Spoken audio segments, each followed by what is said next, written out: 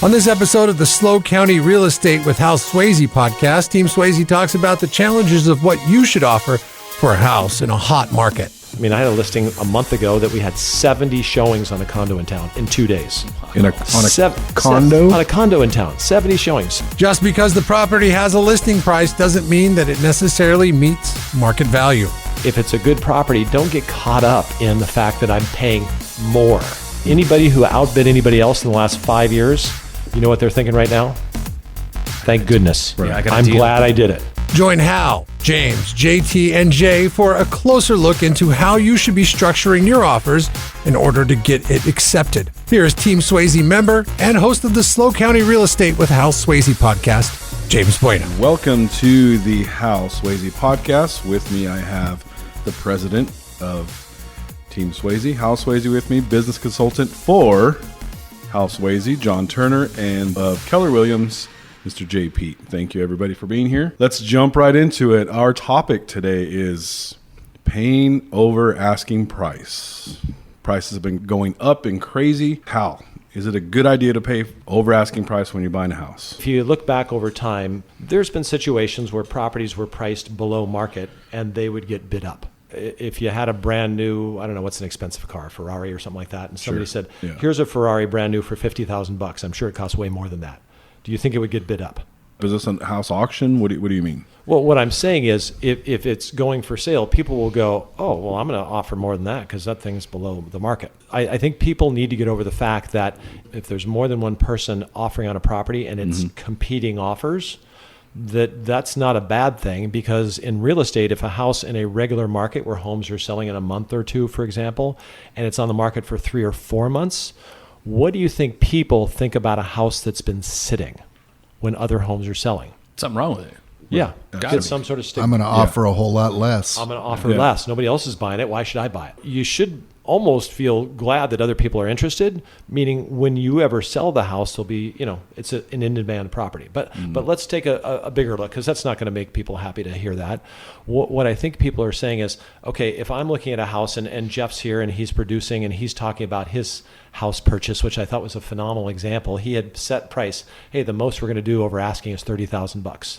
And they did that 7 times and it didn't work, right? And finally, they had a house that they really, really wanted. He offered $55,000 more and got the house. If you would have taken, 4, 5, 6 months, which can happen in this market, and waited, what do you think in those cases in the last 10 years has happened to house prices usually over 6 months? Gone up, gone right? up, most definitely, yeah. So if you're looking at a house that's desirable and you got a favorable payment and you have to go up, let's say $40,000, which I don't want to make light of that, but $40,000 at today's rates, that's a lot of money. At today's rates for a mortgage, if you just borrowed that amount, $40,000 at 5.5%, which that's about where rates are, a little bit lower some days, a little bit not much higher, it's going to cost you about $200, $206 a month. So Jay, you were talking about your son. You just got him a rental. Right? He went into a 2-bedroom, 2-bath apartment, like second-story apartment, 1,000 square feet, and he's paying $3,000 a month rent. So let's say I'm a renter. I'm worried about the market. It seems high. I don't want to bid more. Okay, I get it. And if you're paying $3,000 a month rent and you get a rent increase of 9%, which a landlord could do if they want, right? So that's what, $270? Yep.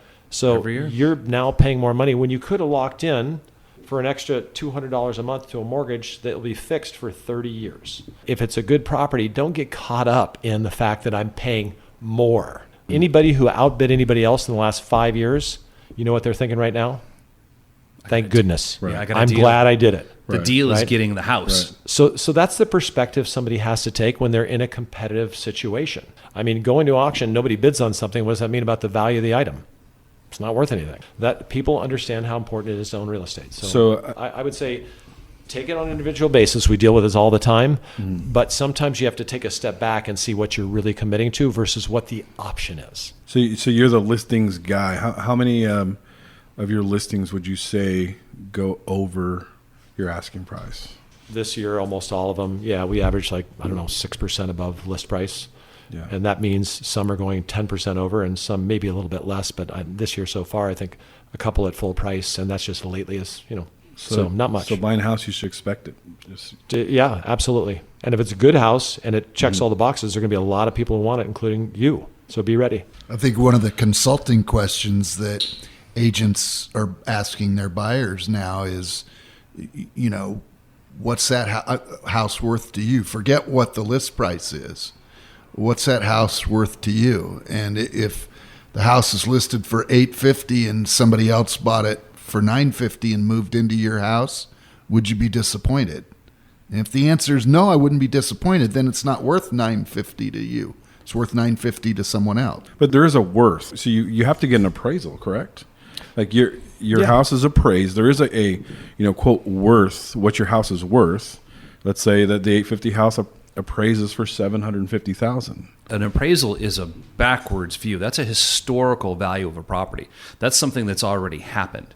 And what we're doing when we're looking at properties on the market today, we're talking about today, current, and future value when we're making offers. Because every month that ticks by, properties are going up in value.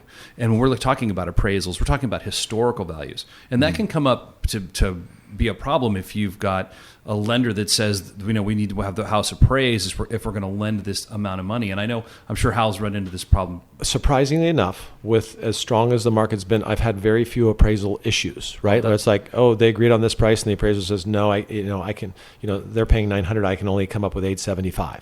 You know what I attest that to, Hal, is that when you said something very unique a moment ago, that your listings, because you're heavy in listings, is that you're 6 to 10 above asking price because you're pricing the properties properly. I've seen properties go for 40 and 50 over asking price because they were priced poorly, to be honest. I think that's a testimony to what you do and how you represent your sellers. Thank you. Yeah. One of the things I've learned since I've started working with Hal is I used to think as a seller, well, I'll just price my house aggressively, and if I don't get it, I can always lower the price. And what I've learned is that that's kind of counterintuitive, isn't it?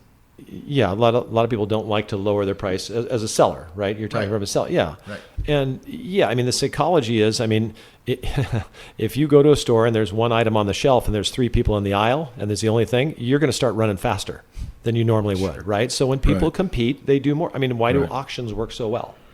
Because people are like, oh, well, they want it, then and if nobody wants it, it's like, well, thing's going to sit there. There's emotions involved. Well, for sure it's emotions, yeah. But, why do people go to gym classes instead of by themselves? Because there's other people around. They want to, It's in human nature to be somewhat competitive. At the end of the day, though, for a buyer, they have to make a sound decision. I think JT's advice is the best, right? And it's really boiling down to what is that house worth to you? And then at the end, it gets incremental. So I'm just saying, and that's why as a representative for sellers oftentimes, I let people know that sometimes just little moves is a way to get to a much larger target. Meaning like, hey, James, can you put out 100 push-ups right now? Definitely not. Yeah, it's a no for all of us, right? Oh, except John. John will do 100. John, yeah, given the appropriate time frame. Right? So, but if I say, hey, can you do 10? Sure, right? And then then Jay goes, well, I can do 10. Jay does 11. And next thing, I'll do a few more, right? Next thing you know, 15, 20 minutes later, you guys might be pushing 50 or 100. I don't know. Right. You guys are strong. But anyway, my point is sometimes that happens. And if you go to an auction, you'll see people go, hey, anybody give me $10,000 for this $200 item? Well, that shuts down the room. Okay, just give me $50, and they start the bidding, right? Sure. So anyway, competitive pricing happens, and you just have to be comfortable with what you're going to offer. You started with this paying over asking price a good idea. Mm-hmm. And my smart aleck answer is only if you want to buy a house. So what you're saying is that you should expect to pay over asking price. As of right now, we notice somewhat of a shift, right, in the market. Can you talk to us about that a little bit? Well, yeah. Honestly, for 6 to 10 months, I'm losing track of time. But my sit down with the sellers, listen. Let me have James come in and do our professional photography on a Tuesday or Wednesday. We'll get everything drafted up for the pre-marketing. We'll post it and put it on all the websites as a coming soon listing.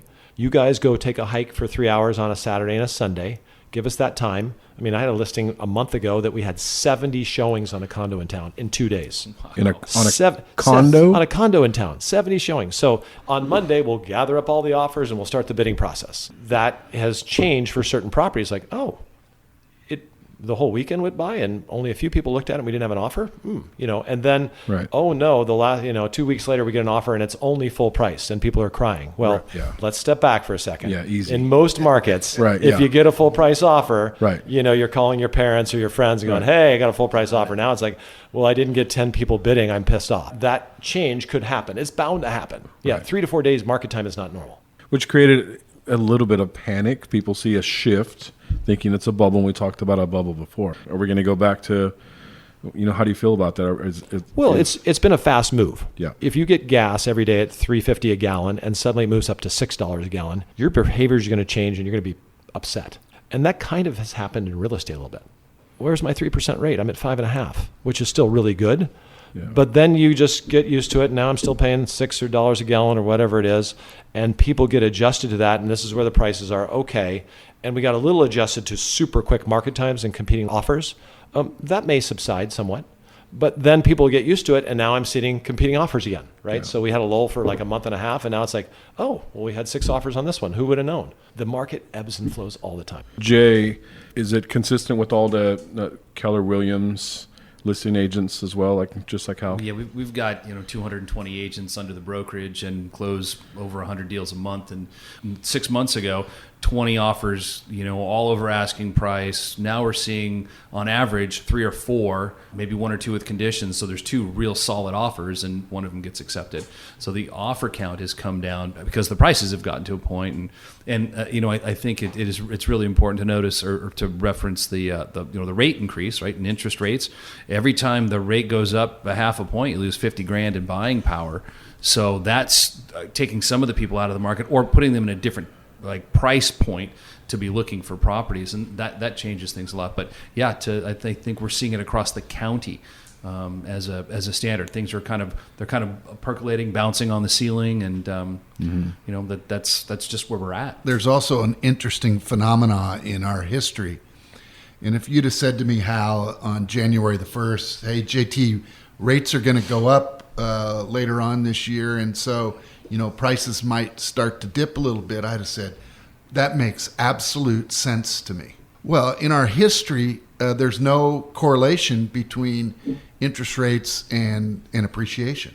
In fact, if you look back in our history, some of those times where our interest rates were the highest, my first house, double-digit interest rates, 1978, we had tremendous appreciation in the late 70s and early 80s when mortgage rates were above 10%. Interest rates going up, yeah, it does affect buying power, yes.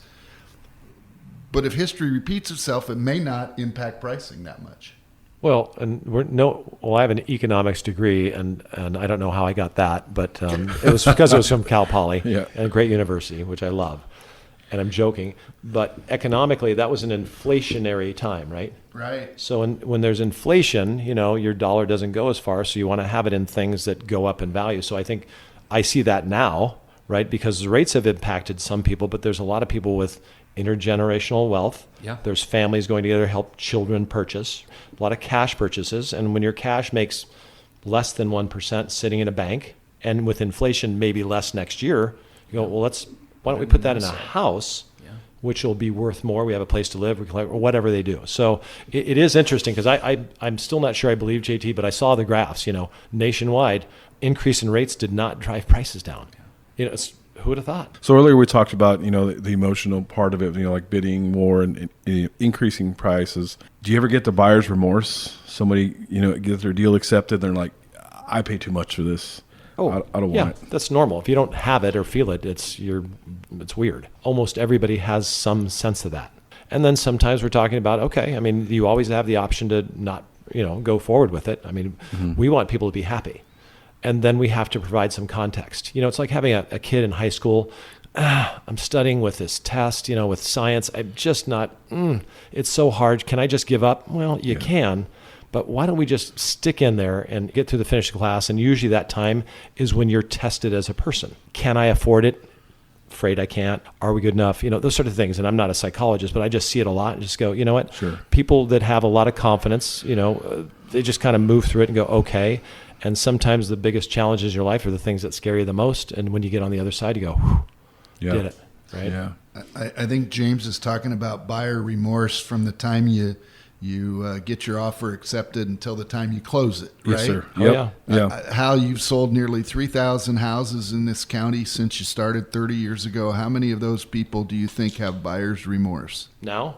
Yes. 0. The witness is excused. I don't know. You Yeah. get in, you're glad you did. I don't like buying cars, but when I buy it, I remember one time I bought one, it was new, and the next day I called the guy, I really don't like it that much, You're stuck and then, with it. And I had it, and then I was like, no, I love the car. And that was a car I didn't really like that much. So people love to have their homes, and they become theirs. So Yeah. It's a wealth building vehicle. It truly is. Yeah. I made in an earlier session here, I mentioned that I bought my house, the one I'm living in 2006. I grossly overpaid. That was right before the market collapsed, and I lost half of its value by 2008. Did you lose it? I didn't, because I You didn't sell. lose it, right? I didn't lose anything. You would have lost value it and went you down. sold it. Yeah. Yeah. Right? Yeah. The value And went so- down, and so did your mortgage rate. Yeah, everything went down. Yeah, and The now cost of owning that house went down. I'm so glad I did. I bought the house, and there was while I was in escrow, I'm like, oh my gosh, no house has ever sold for this much on this street. Are we idiots? Well, we got to live somewhere. Right. We want our kids in the school district. We're paying it, and I'm so glad that being able to pull cash out and buy one of the businesses that I own. It was really, it's a wealth building tool, and I just no remorse. Yeah. We've heard Hal say this before. It's not timing in the market, it's time in the market. Absolutely. And it's not just true in real estate, it's true in other investments. You look back, if you had $100,000 in your 401k in late in 2007, you'd have awakened in March of 2008 and it's worth $50,000. Now your choice is to do nothing or to sell. And if you sold, you'd have about $60,000 today. And if you did nothing, you'd have about $300,000 today. So, same is true with housing. Just if you have the appropriate time horizon, meaning you own the house long enough, you're going to do great. And let me backstop that, because everybody's worried about the next recession. It makes headlines in the news, what's going to happen. Trust me, it crosses my mind as well. And the unique thing about being here in real estate is, unless you're in a situation where you have to sell your house. Okay, when do you have to sell your house? You got a loan, maybe you lose your job, you can't afford it, right? So what are your options? Here, the reason our prices maybe didn't drop as much during the recession is because we have a really strong rental market. Yeah. So nobody's going to give you a loan today on a place you can't afford, but circumstances can change, right? And then even if you have to move for a job, I lost my job in San Luis Obispo. I did get another one in Oklahoma. I'm taking the job because I need the job. A lot of people just rented their homes out. They waited out the storm. The thing covered itself. And now, they're fine. So if I think I've bought and sold real estate for myself, and if I always look back, if there's something I tell my kids, it's like, yeah, the people who are smart just never sold anything. Not that you shouldn't, but I'm just saying over time it makes a difference. So you are pretty well protected with a thing like a house. Even if the worst calamity happens, for almost everybody, you can be okay, especially here. I can speak to the Central Coast. Price is going to level off at all. We talked about last episode. There was a 34% increase in San Luis Obispo, the city of San Luis Obispo. Is it good? Are prices going to start leveling off? It maybe not tapering down. Should everybody expect just prices just keep rising and rising and rising, or what should we expect? Who's got the crystal ball? Yeah, Yeah. I'm going on to Amazon right now to order one. Yeah, what should we expect? John's more an optimist than I am, for sure, right? Because Yeah. he's studied that, and he's in the financial services industry, so he Right. sees the Mr. power MBA, of time. yeah. And every time I look at price, I go, how on the earth is this happening? But I've been thinking that for 8 years. May of 2023, are we going to have a 30% increase in price?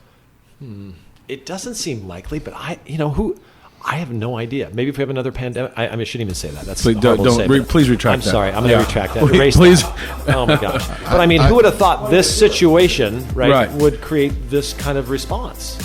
People making their house more important, people migrating from cities, Yeah. people working from home.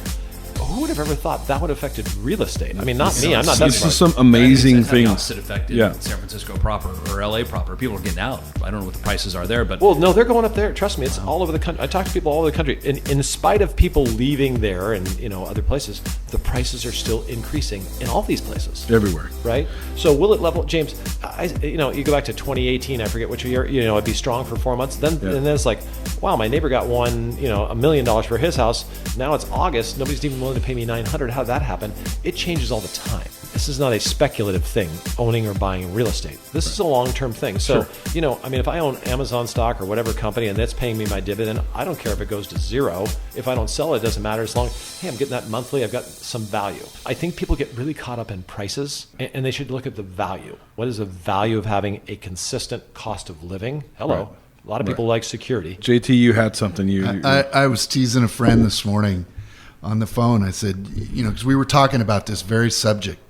And when the top of the market is in the stock market, it's the same day that the top of the market is in the real estate market for me. And it's the day I check out of this earth. None of us have seen the top of the market. Oh, we saw the top of the market in 2008. Oh, now it's not the top of the market anymore, is it? We haven't seen the top of the market yet, either in the stock market or the real estate market, if you ask me. Question was, is paying over asking a good idea? So any final thoughts on that? deal is, getting a deal in real estate, the deal is getting the house. And the house is worth what somebody's willing to pay. That's the fundamental principle of capitalism. Answer's yes. Yeah. Plain and simple. Yep, Yes. I agree. House Yep. Swayze. Thanks All for right, covering this. gentlemen, thank you very much, and we'll see you next time. Thank you, James. Thanks, James. Thanks, James. Thank you for listening to the House Swayze podcast. Be sure to subscribe and rate this podcast. It comes out every Monday, so check for it in your feed for the latest information on the San Luis Obispo County market. The SLO County Real Estate with House Swayze podcast is available wherever you get your podcast and on houseswayze.com, where you can find current listings and other real estate tips. Houseswayze.com, that's HALSWEASEY.com. I am James Bueno, Director of Marketing for the House Swayze Group. If you're looking for anything real estate, give us a call, 805-781-3750. House Swayze is a licensed California real estate broker. DRE number 01111-911. The SLO County Real Estate with House Swayze podcast is a production of AGM Podcasts. Subscribe wherever you get your podcasts.